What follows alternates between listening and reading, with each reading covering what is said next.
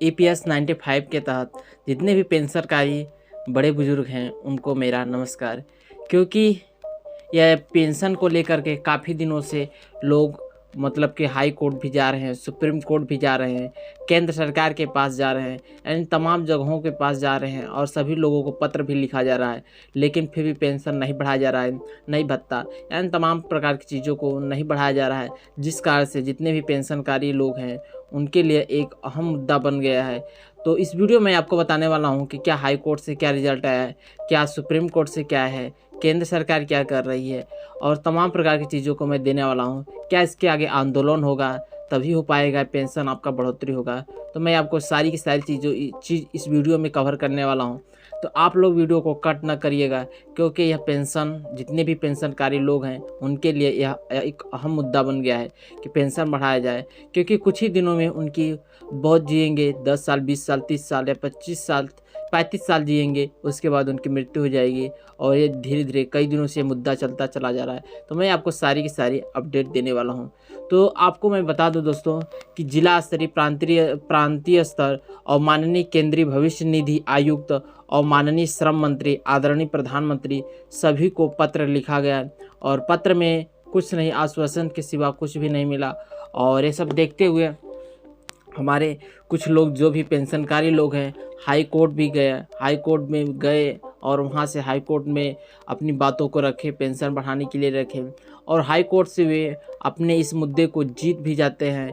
लेकिन उधर केंद्र सरकार जो होती है, केंद्र सरकार वो सुप्रीम कोर्ट में जाती है और सुप्रीम कोर्ट में उन्होंने अपील मतलब सुप्रीम कोर्ट में जा कर के अपील में चली जाती है, यानी अपील दर्ज कर देती है, जिस कारण से मुद्दा उसी जगह लटक जाता है।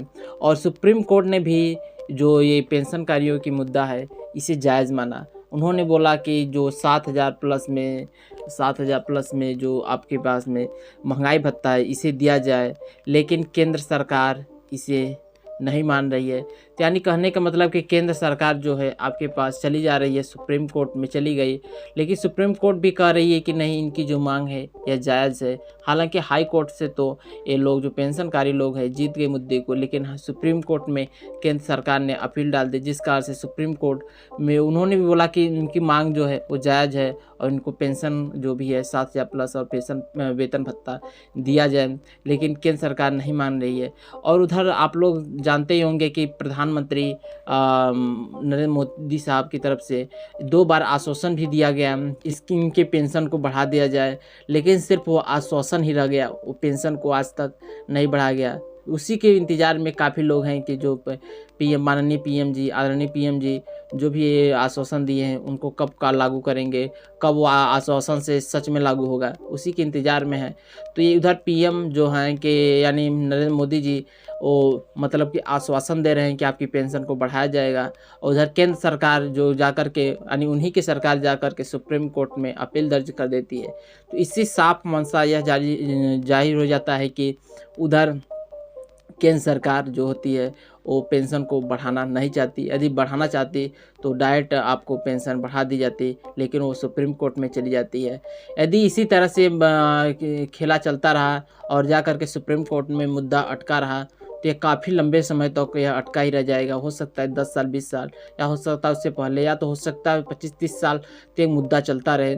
और इतने में कुछ लोगों की हो सकती है डेथ हो सकती है या मृत्यु हो सकती है, यानी आप पेंशन के चक्कर में धीरे धीरे आपकी मृत्यु भी हो सकती है। क्योंकि जो भी केस जाती है सुप्रीम कोर्ट या हाई कोर्ट में तो एक लंबे समय दरमियान के चली जाती है। और लगता है कि हमें भी कि ये सरकार जो है, यानी मैं किसी सरकार की बुराई नहीं कर रहा हूँ, लेकिन सरकार की लगभग यही मंशा है कि ये मुद्दा किसी प्रकार से सुप्रीम कोर्ट में जाए और लंबे समय तक चलती रहे, जिस कारण से उनके पेंशन को न बढ़ाया जाए और ये धीरे धीरे मुद्दा ख़त्म हो जाएगा। और 10-20 साल चली जाएगी तो ऑलरेडी आप नहीं रहेंगे, नहीं लेने वाले पेंशन रहेंगे, नहीं कुछ आंदोलन करने वाले। इसकी इनकी सरकार की लगभग यही मंशा है। तो पीएम जी तो 2 बार यह चीज़ हो चुके, और आप लोग को मालूम होगा जितने भी पेंशनकारी हैं इसी चक्कर में मतलब कि धीरे धीरे लगभग इसी चक्कर में क्या धीरे धीरे उनकी डेथ होती चली गई, और 3 लाख से प्लस में लोग धीरे धीरे डेथ होते चले गए, और आने वाले समय में ऐसे ही भविष्य में भी डेथ होती चली जाएगी। तो यहाँ पर संयुक्त भारत पक्ष की तरफ से कुछ मतलब कि एक पत्र लिखा गया माननीय केंद्रीय मंत्री जी के द्वारा, और भविष्य निधि आयुक्त को पत्र लिखा गया, जिसमें उन्होंने जो पत्र में लिखा उन्होंने जो पत्र में बताया कि मेरी जो भी मांग है उसे सकारात्मक रूप से जल्द कार्रवाई करें और जल्द से जल्द पूरी करें संयुक्त भारत पक्ष के द्वारा। लेकिन उन्होंने इस पक्ष में मतलब कि उस मांगों में 5 मांगी हैं, जो कि मैं आपको इस वीडियो में बताने वाला हूँ कि वो 5 मांग कौन कौन सी है और क्या आपके लिए लाभदायक है, क्या आपके लिए हानिकारक है। तो इस वीडियो को आप लोग कट मत करिएगा, क्योंकि जो संयुक्त भारत पक्ष है वो सरकार से मांग कर रही है और पत्र भी लिखा है।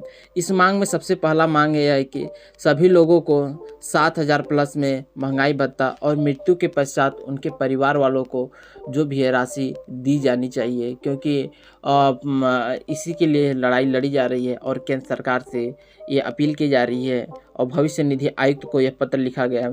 क्योंकि भविष्य निधि आयुक्त तो ही जो ये होता है पेंशन का सभी का लेखा जोखा करता है, तो उन्हीं को यह पत्र लिखा गया है, जो कि पहली मांग यह थी। दूसरी मांग यह है कि जो भी लोग पेंशनकारी है उनको मेडिकल सुविधा मिलनी चाहिए। जितने भी पेंशनकारी लोग हैं उनको मेडिकल सुविधा मिलनी चाहिए। तीसरी मांग यह है कि इस क्षेत्र में जितने भी वर्कर काम कर रहे हैं उनके लिए उनको सभासद बना ली जाए। यानी जितने भी वर्कर इस क्षेत्र में जो कि ये आपके पास में जो है पेंशनकारी क्षेत्र में काम कर रहे हैं उनको एक सभासद बना ली जाए और उनको आने वाले भविष्य में भी उनको पेंशन दिया जाना चाहिए। अगली मुद्दा यह है कि जो कि चौथी है कि जो लोग पूरी कटौती करवा चुके हैं उनको हायर पेंशन दिया जाना चाहिए। और पेंशनर्स जो भी पेंशनर हैं पीएम आयुष्मान योजना, जितने भी पेंशन हैं उन्हें पीएम आयुष्मान योजना के तहत सभी लोगों को लागू करना चाहिए।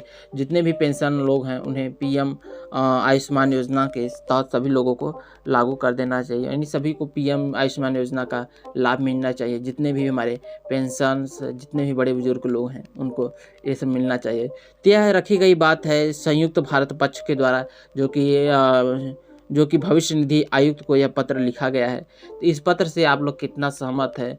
और इस मुद्दे को लेकर के इन्होंने एक और बात कही कि यदि आप ऐसा नहीं करते हैं, यदि हमारी बात को जायज़ नहीं करते हैं तो हम लोग कुछ अलग ही कदम उठाएंगे, जिस कारण से हो सकता है आपको प्रॉब्लम हो किसी प्रकार से। तो मैं आपको आगे बताने वाला हूं कि क्या कदम उठाएंगे, किस प्रकार से वो संयुक्त भारत पक्ष अपनी बात को सरकार के सामने रख रहे हैं। तो सारी चीज़ों को मैं आपको बताने वाला हूं दोस्तों। और इसी को तहत उन्होंने एक घोषणा की, जो कि आपको मैं बताने वाला हूं। जैसे कि यदि सरकार यानी संयुक्त भारत पक्ष के द्वारा जो भी पत्र लिखा गया है,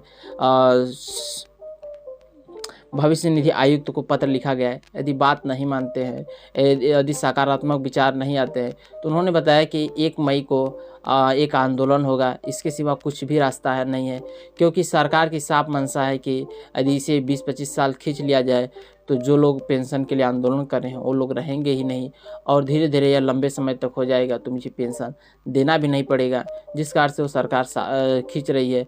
और इसके अलावा कुछ भी रास्ता सामने समझ में नहीं आ रहा है, जिस कारण से उन्होंने डिसीजन लिया है कि आंदोलन के सिवा कुछ भी नहीं किया जा सकता है, जिस कारण से वो लोग आंदोलन के लिए आगे आ रहे हैं। और यह आंदोलन 1 मई यानी 1 मई इसी जो आने वाला है 1 मई को यह आंदोलन शुरू होगा। और इस आंदोलन में सभी लोग जितने भी बड़े बुजुर्ग हैं और जितने भी यह सबसे बड़े बुजुर्ग हैं वो लोग इस आंदोलन में हिस्सा लेंगे। और आप सोच रहे होंगे कि 1 मई को यह आंदोलन क्यों रखा गया है? इसका मेन उद्देश्य है कि 1 मई को मजदूर दिवस मनाया जाता है। यानी जितने भी मजदूर हैं मजदूर अपने लोग दिवस मनाते हैं। इसी दिन मजदूर ने अपनी मांग को सरकार के सामने रखी थी और उसी दिन से उनकी जीत हुई थी। इसी कारण से आप जितने भी लगभग वर्कर्स होते हैं या तो समझ सकते हैं जितने भी मजदूर लोग होते हैं पुनः 1 मई को आंदोलन करेंगे और आंदोलन को सफल बनाएंगे और अपनी मांग को रखेंगे। अपनी मांग को सफल बनाने में पूरी की पूरी मेहनत करेंगे और उनकी मांग को सफल बनाया जा सकता है, जिस कारण से संयुक्त भारत पक्ष के लोग इसमें आगे आ रहे हैं। तो आपको भी आना चाहिए आगे। और इसमें जो भी यह जो आंदोलन है कहाँ होगा? भविष्य निधि जो आंदोलन है यानी जो यह पेंशन होता है, मैंने आपको पहले क्लियर कर दिया कि भविष्य निधि आयुक्त के अंतर्गत आता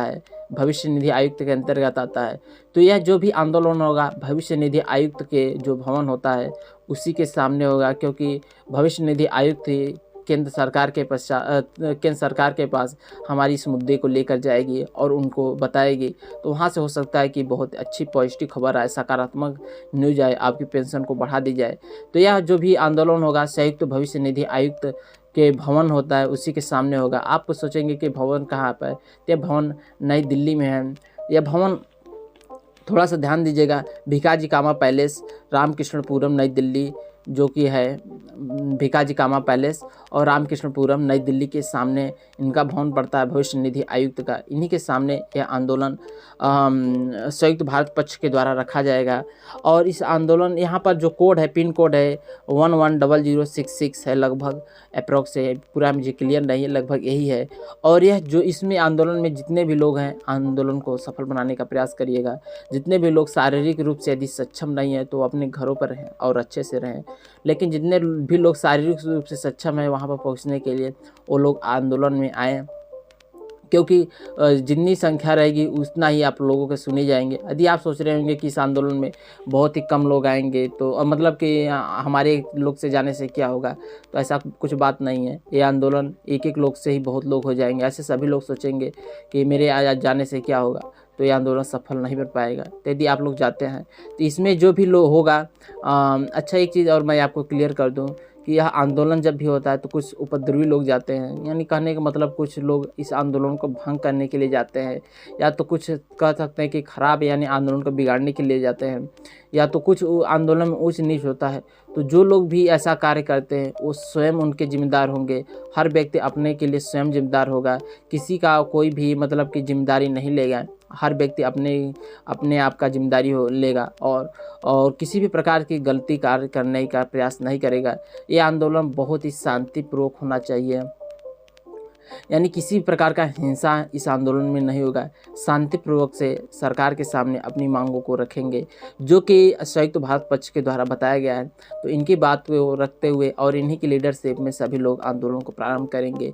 संयुक्त भारत पक्ष के लोग सबसे आगे रहेंगे। जो भी होता है लाठीचार्ज, पुलिस केस, यानी तमाम प्रकार की चीज़, ये लोग कहें कि मैं सहूँगा और सब कुछ करूँगा, लेकिन हाँ किसी प्रकार की उद्दंडता और मतलब कि उद्दंडता बर्दाश्त नहीं की जाएगी। यदि कोई करता है तो उसका स्वयं अपने प्रति जिम्मेदार होगा।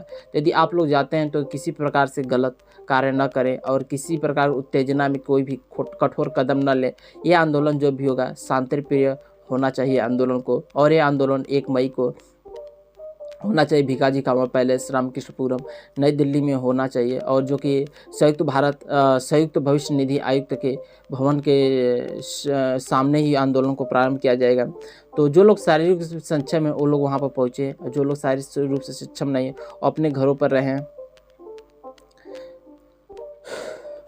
अच्छा, इसमें जितने भी लोग हैं, जैसे कि संयुक्त भारत पक्ष के द्वारा कहा गया है कि जो भी लोग हैं मजदूरों के लिए, वर्कर्स के लिए, जो भी लोग नेता हैं, जो भी लोग लड़ते हैं, जो लोग भी इनकी मांगों को पूरा करते हैं, पूरा रखने के लिए आते हैं सामने, वो लोग आए, इस आंदोलन को सफल बनाने का प्रयास करें। क्योंकि संयुक्त भारत पक्ष वालों का कहना है कि इसका श्रेय मुझे नहीं जाएगा और मेरा यह मंशा नहीं है कि मैं इसका श्रेय मैं अपने आप को लूँ। इसमें सबसे बड़ी बात यह है कि जो लोग मजदूर हैं, जो लोग भी पेंशन चाहते हैं, जो लोग भी वर्कर हैं, उनको पेंशन मिलना चाहिए, किसी भी हालत में मिलना चाहिए। उन्हीं लोगों के लिए आंदोलन को लड़ा जा रहा है। तो इस आंदोलन को सफल बहुत ही अच्छी तरीके से बनाया जाना चाहिए दोस्तों। हालांकि दोस्तों मैं कह रहा हूँ, जो लोग भी वीडियोस को देख रहे होंगे वो बड़े बुजुर्ग, कोई चाचा, कोई दादा, तो कोई ताऊ, ऐसी उम्र के होंगे। तो सभी लोगों को मैं बोल रहा हूँ, जाइएगा आप लोग, आंदोलन को सफल बनाइएगा। क्योंकि संयुक्त भारत पक्ष यानी कोई न कोई इसके प्रति तो मुद्दा उठाया है। तो इस मुद्दे जो भी उठाया है उनके प्रति नहीं जाएंगे तो उनका भी हौसला टूट जाएगा और आने वाले समय में कोई भी इस मुद्दे को नहीं उठाएगा। और हो सकता है कि आपका आंदोलन जो भी हो आखिरी आंदोलन है, क्योंकि इसके बाद आप आंदोलन के लायक नहीं बचेंगे। धीरे धीरे मतलब कि कहने का मतलब कि समय बीतता जाएगा, आपकी अवस्था भी घटती जाएगी, तो आंदोलन कहाँ, आप पेंशन के लिए सिर्फ ऐसे ही रह जाएंगे, पेंशन कब मिलेगा, पेंशन कब मिलेगा। हो सकती है सरकार ऐसे धीरे धीरे टाइम को खींचती चली जाए और आपके पेंशन को न दिया जाए। अच्छा दोस्तों, जो लोग भी नए आएंगे चैनल को सब्सक्राइब कर लीजिएगा, वीडियो को लाइक कर दीजिएगा, चैनल को सब्सक्राइब जरूर कर लीजिए, क्योंकि जो भी अपडेट आएगी, जो भी आंदोलन से अपडेट आएगी, मैं इस मतलब कि इस चैनल पर अपलोड करता रहूँगा।